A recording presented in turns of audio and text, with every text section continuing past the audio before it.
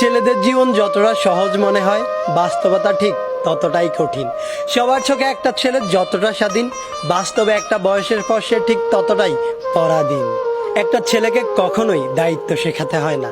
তার উপর ছেলেটা যদি হয় মধ্যবিত্ত, তাহলে তো শেখানোর আর কোনো কথাই আসে না।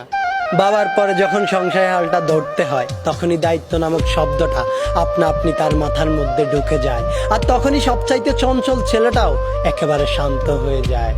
যেই ছেলেটাকে মা বাবার কাছে আবদার করত, সেই ছেলেটাই আজ সবার আবদার পূরণ করতে শিরোধার্য। যেই ছেলেটাকে কোনো কিছু না পেলে রাগ করত, সেই ছেলেটাই আজ নিজের শখ বিসর্জন দিয়ে ছোট ভাই বোনের শখ পূরণ করতে ব্যস্ত। ছেলে মানুষ মানেই তাদেরকে পাষাণ মনে করা হয়। সত্যিই কি তাই, নাকি তাদেরকে পাষাণ হতে হয়? সত্যি বলতে ছেলে মানেই পাষাণ নয়, কষ্ট ছেলেদেরও হয়। একটা মেয়ে চাইলে কান্না করে তার মনের কষ্টগুলো সবাইকে বলতে পারে, কিন্তু একটা ছেলে চাইলেই তা করতে পারে না। কেননা ছোটবেলা থেকেই ছেলেদেরকে শিখিয়ে দেওয়া হয়, তুমি ছেলে, কান্না তোমাকে মানায় না।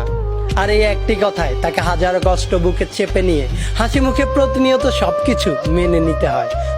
ছেলে হয়ে জন্ম নেওয়া যতটা সহজ, ছেলে হয়ে বেঁচে থাকাটা ঠিক ততটাই কঠিন।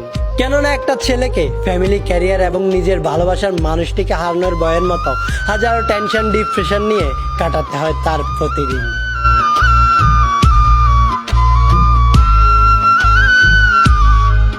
कहीं किसी भी गली में जाऊं मैं, तेरी खुशबू से टकराऊं मैं, हर रात जो आता है मुझे वो ख्वाब तू, तेरा मेरा मिल